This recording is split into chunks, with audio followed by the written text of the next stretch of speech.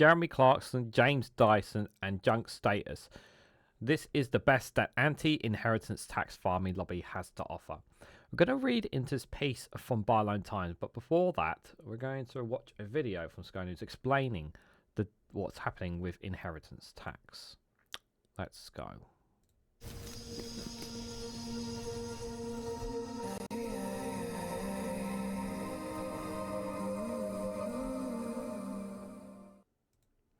Good morning, good afternoon, good evening, wherever you are in the world. This is Reganelite here with an article we're going to look at from Byline Times with the headline that Jeremy Clarkson, James Dyson, and junk stats, and this is the best anti-inheritance tax farming lobby has to offer. This is a piece from Byline Times we'll come to in a moment. But before then, I want to give you guys some of my initial thoughts before we read into the farm tax that is going to be explained, because let's be very, very clear here. There are arguments, there are good arguments for and against this, and there is also the way that this has been explained to people as well. Now, as somebody who has never worked on a farm, doesn't have that farming lifestyle, it's very easy for me to swing one way or another without having a full understanding of what farmers have had to go through. Now, even before watching this video, there's one thing that I do know. Farmers have suffered tremendously. Farmers have suffered ever since we left the European Union. They have been made worse off. The Conservatives have even made things even worse for them by some of the trade deals that they signed off. For example, deals with the likes of Australia and New Zealand, making British farmers much worse off as a result, as a direct result of some of the decisions that the previous Conservative government has made. Now, some people have argued that this inheritance tax will destroy farmers. Some of others have argued that this will completely destroy their livelihoods, that this will end their family heirloom, the land that they have. Now, when I play this video, there's a couple of things when I play this as well. I also want to point out that the land that farmers, or land that pretty much in general the value of it has gone up thanks to a lot of wealthy billionaires and businesses that have taken advantage of the land and basically turned it into assets for their own well-being. And there is this fear that, and I generally am concerned about this, about while some farms may potentially stop as a direct result of this tax, and that is entirely possible. There is also this problem that we have of lots of people like Jeremy Clarkson, who is not a farmer, who is taking advantage of claiming to be a farmer and taking advantage of the tax systems, the loopholes that are in the system, to enrich himself and to pass it on to his children, which is for someone who has taken advantage of it. And Labour are trying to strike a balance here. Now, I'm going to pause it in a couple of places along the way because there are some pointers I want to add out as well. But let's listen to this piece from Sky News. It's from Paul Kesko, breaks down the inheritance tax figures here to kind of give us an insight on different perspectives here. More now on today's major protest by farmers in Westminster. Paul is here to talk us through some of the numbers. Morning. Morning. Inheritance tax. Yes. Nobody likes it. No. Until now, not something farmers have had to worry about. So let's have a little look at why. Please. They benefit currently from two reliefs, as they know. 100% tax relief on two categories that apply to farming. Agricultural property relief, pretty self-explanatory. Land, farm buildings, woodland, perhaps. And business property relief, which includes crops, livestock, machinery, crucially, holiday lets that you've converted from cottages and the like. And when you pass on an estate, you can claim all of that completely inheritance tax-free. Rachel? Right, so right off the bat, if you're somebody who looks at that and you think to yourself, wow, that's really generous. That's really generous, you know, when you think about it from that perspective, like just from looking on that before you even move on, you know, as somebody who was looking at that and I'm thinking, wow, that's very generous. You know, these guys literally are not paying any inheritance tax whatsoever. Like that doesn't seem, you know, shouldn't they be paying something at least? That's from the perspective. That could be the initial thought when you first read into that. but it's not always what you've seen. Reeves wants to change that, as we know. She'll give some thresholds, some relief to a certain level. Everybody will get £1 million. That can go up to £1.5 million because we all get around £500,000 of inheritance tax relief. Right. If a couple that's married are passing on a farm, it could be, up to, if it's exactly right, £3 million. Yeah. As he said, there could be up to £3 million. So that threshold could, it depends on how much land that you owe, the value of that land, and it differs from different farmer to farmer. But it's just putting it in the perspective of using the perspective of those who don't have farmlands, just to kind of give a bit of an insight of inheritance tax there. And I think that's a good threshold to explain. Yeah. Above that, they'll pay 20%, so half the normal rate. Now that 20% there that he's just stated there is really, really important. Now, many people are kicking up in arms. In most EU countries, it's actually 40%. So in a lot of EU countries, it's my understanding from what I've read and heard, is that most EU countries, they are paying 40%. And the UK government is applying 20% here. So I just want to put that out there. Let's carry on. And they'll have 10 years to pay it. 10 years. So that's not like you're going to be thrown with this massive amount of money that you need to pay now. No, you have a decade to pay that back, is what it says. And you're probably thinking there, oh, well, that sounds reasonable. And again, you could be somebody sitting there thinking, oh, that sounds reasonable. They have 10 years to pay that back. You know, that doesn't sound too bad, doesn't it? Well, not really in some of the minds of farmers.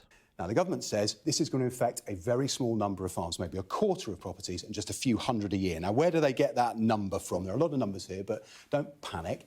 Agricultural property relief, these are actual claims from estates that were passed on in 2021, and they're banded by the value of the estate, so we can work out roughly where the inheritance tax might fall. We're looking at above £1 million. Yeah. And if you add up those bottom three columns, you get to this, just 462 claims in a year, so that's actual deaths. An estate. Seems fair. It seems fair, but that's the number of actual claims. It's not the number of farms that might be exposed, and the National Farmers Union say this number is way too low, and they use... So the NFU, the National Farmers Union, are saying that that's not a correct claim. There's actually a lot more there. So this is the argument that they're saying. No. Actually, a lot more farmers have a lot more wealthier land than you know. A lot more are going to be worse off as a direct result of this. You're looking at the ones that are claimed. You're not looking at all the ones that are only ones that claim. There are some that aren't even potentially on the record, is what they could be implying there. So this is what the National Farmers Union say. Now, some people have argued, and I've heard this consensus of argument because I've listened to very different arguments of sides of the story, is that some people have said that the NFU are not always being very clear about numbers and whatnot. Now, but I've also heard some people saying that the National Farmers Union are standing up for British farmers' rights, which, of course, they should be too. So I'm hearing two different sides on that. Different figures, also government figures. Let's take a look at these. These are from the Department of Environment. This is the proportion of farms by size of the estate. Look, now, you can see, obviously, I'll have to pause it there, but if you pause it, obviously, when the screen is up, you can see the most proportion of lands is that majority of UK farmers actually own their land wealth is worth a lot in comparison to some of the others there. 10% less than £250,000. Look at that black bar at your end. Yeah. Nearly half are worth more than £1.5 million. Yeah. So most of the land is worth 1.5 or more. So this emphasizes like how valuable land is in the UK. Land is worth a lot. You can make a lot of money by land because it's been, I will say, some of the land has been hijacked by certain capitalists and marketers with the intent of using it for their own enrichment of themselves because of taxes that are around them. You may have heard the term land tax. That's something that I've been mentioning a few times on live streams. That's something that we should look into more, but I'll let him continue. They are potentially exposed, and the challenge for farmers, as you've been hearing all morning, is while they might be asset rich, remember those reliefs, we've got the land, but once you add in the machinery, £250,000 for a combine harvester, etc. You can quickly get above 1.5 million, so you're asset rich, but they are cash poor. So even if you've got 10 years to pay £20,000 a year, where's that money going to come from? Look at this. This is really chastening, I think. This is farm business income. This is for cropping farms, so horticulture, cereals and the like, over the last 3 years. Look, last year, nearly £100,000 was the average income, not profit, money coming through the door. Look at last year, less than £50,000. And the farmers are a lot worse off there. And you can see on that bar there how their income has dipped dramatically.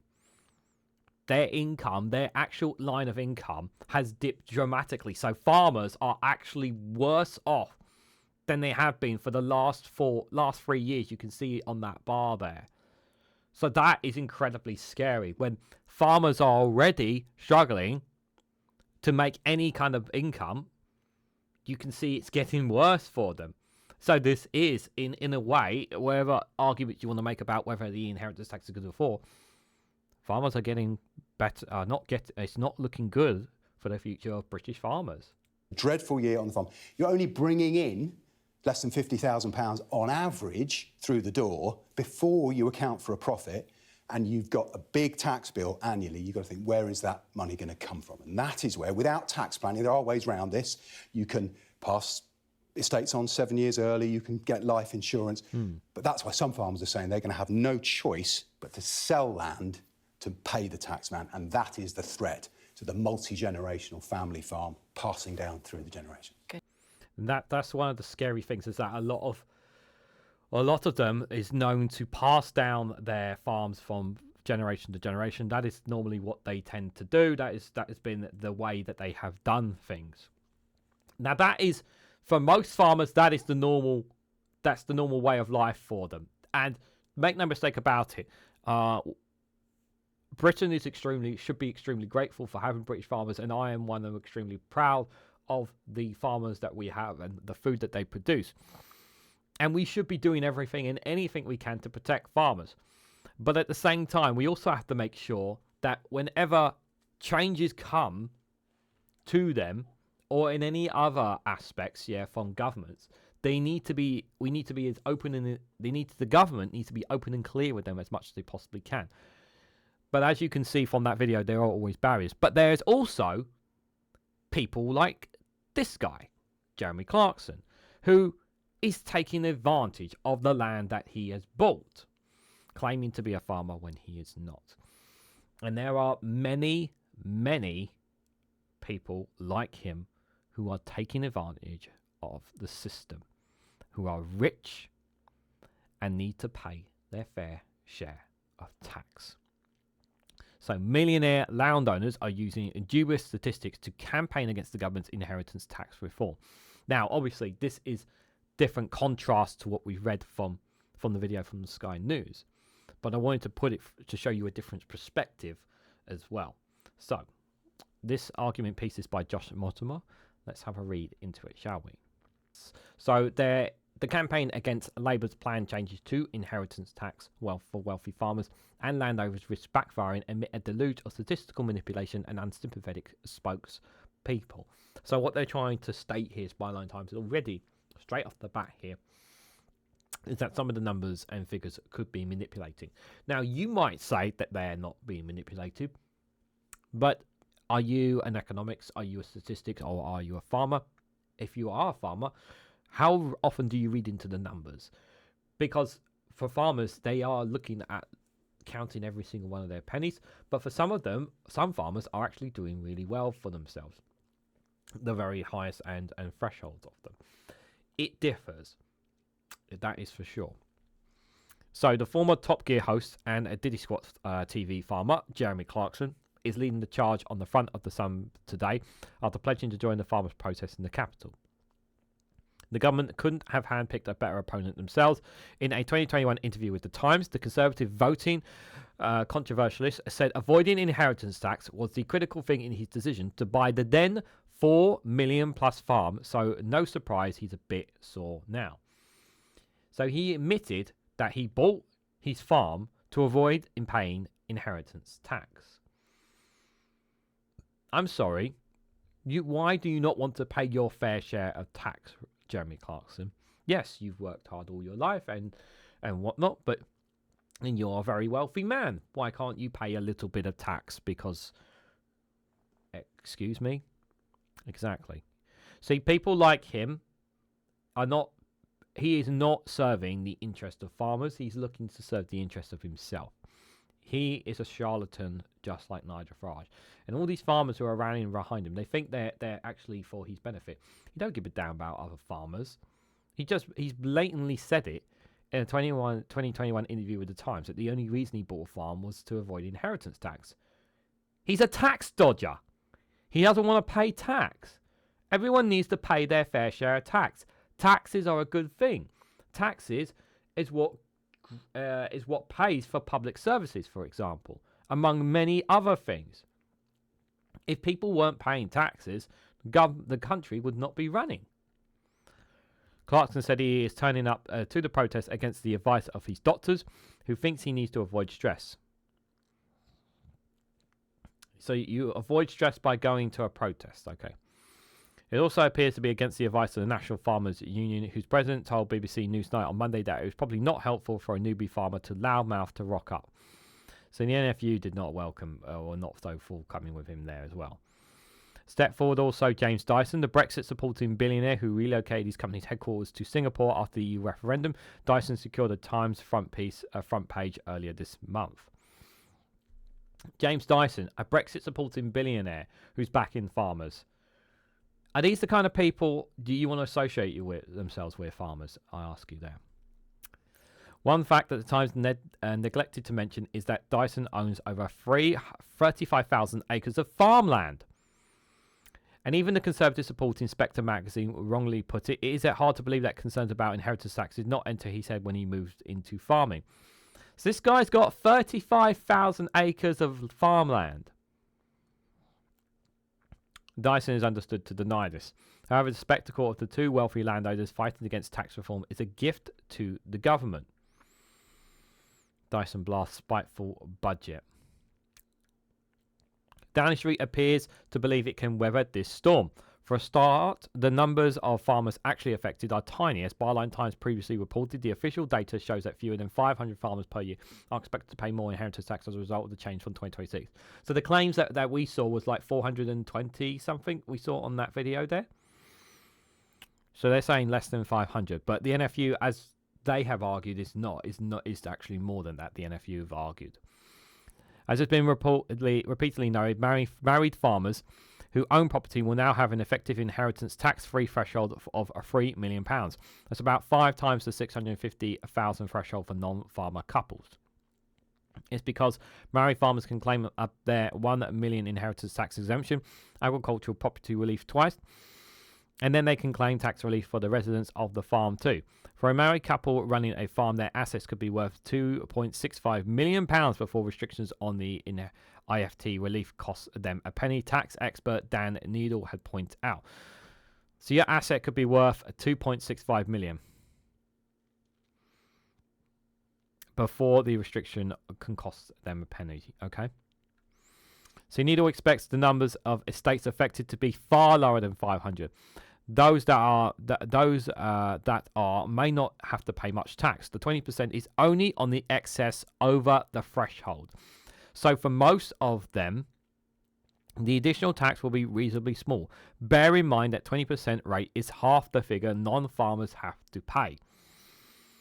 Yeah, so the stress is there as well. That 20% rate is half the figure that non-farmers have to pay. So it's higher for those who are not farmers.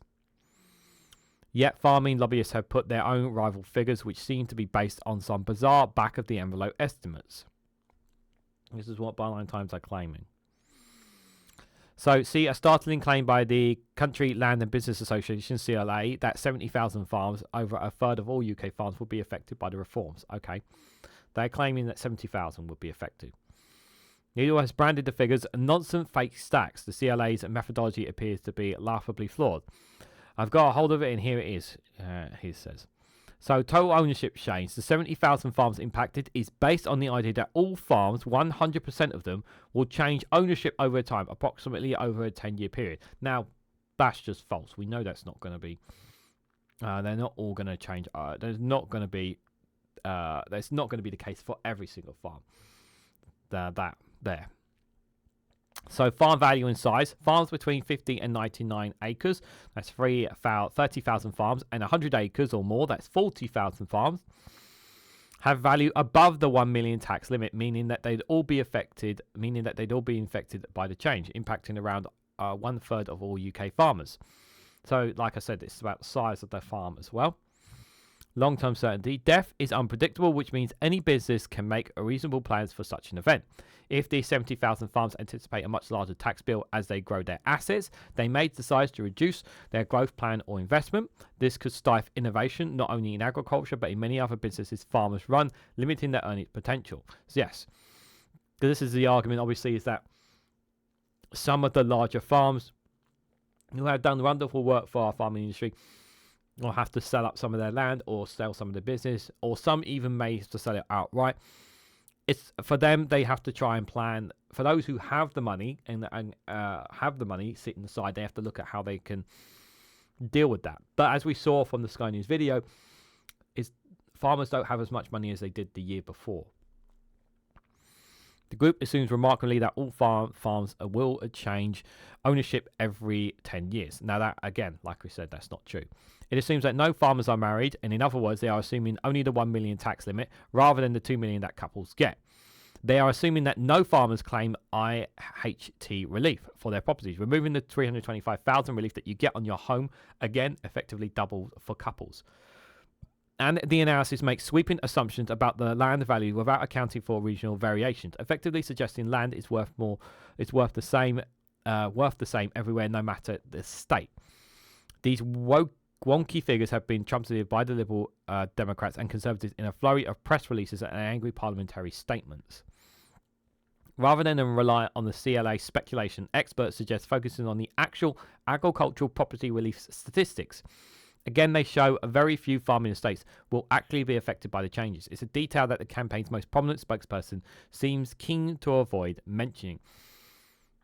And like you said, the actual numbers and the actual expert numbers. This is why there is that phrase of always listen to the experts. Don't always assume everything. So ministers should stand firm with the message that this is about closing a loophole that can be exploited by the super rich land speculators and tax avoiders whose investment drive up costs and those with real stake in the sector. The proceedings will also be ploughed into crumbling public services. Meanwhile, wealthy landowners are crying wolf, with some so desperate to protect their interests, they are spreading needlessly fear about the number who will be affected.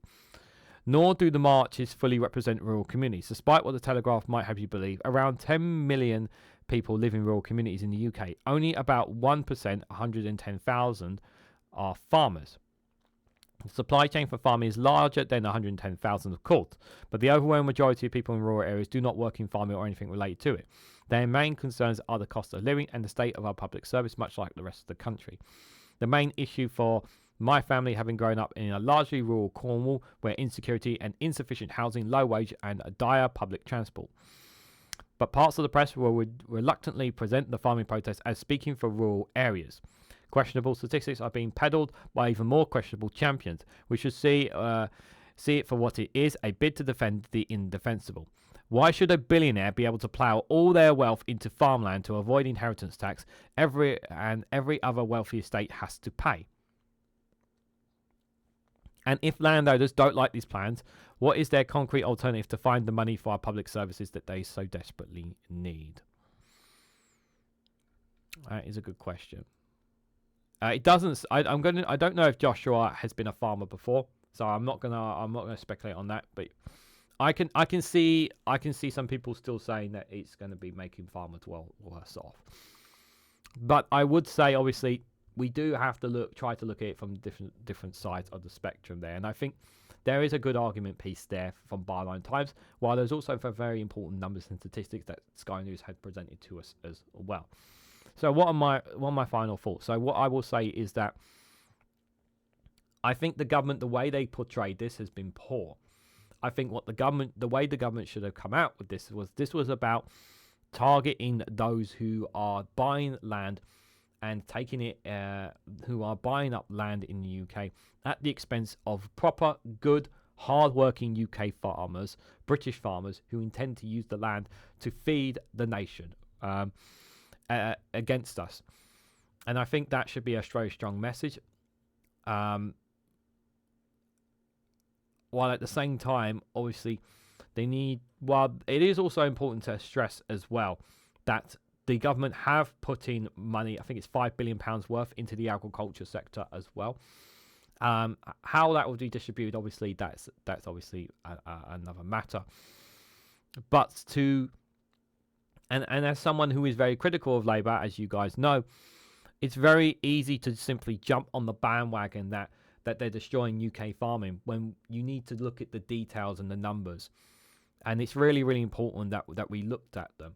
I think there are benefits to this, while at the same time, I do think there will be some farmers who are genuinely good farmers that will suffer as a result.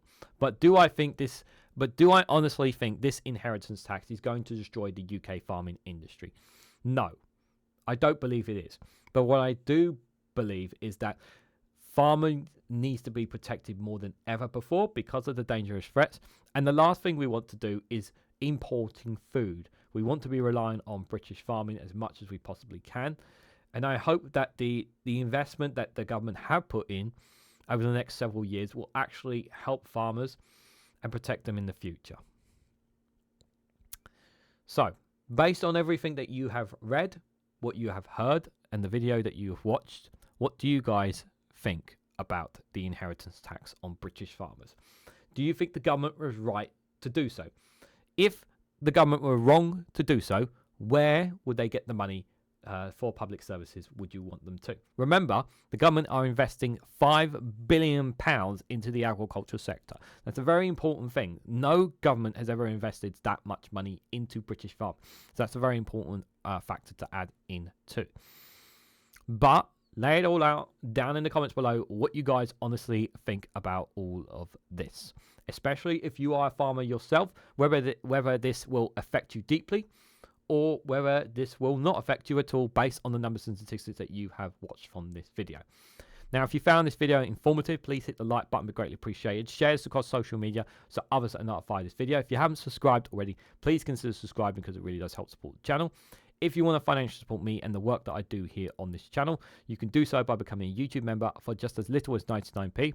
And you can also join me on Rumble or Patreon for exclusive content on those platforms as well. Thank you all so much for watching, and I hope to catch you all very, very soon.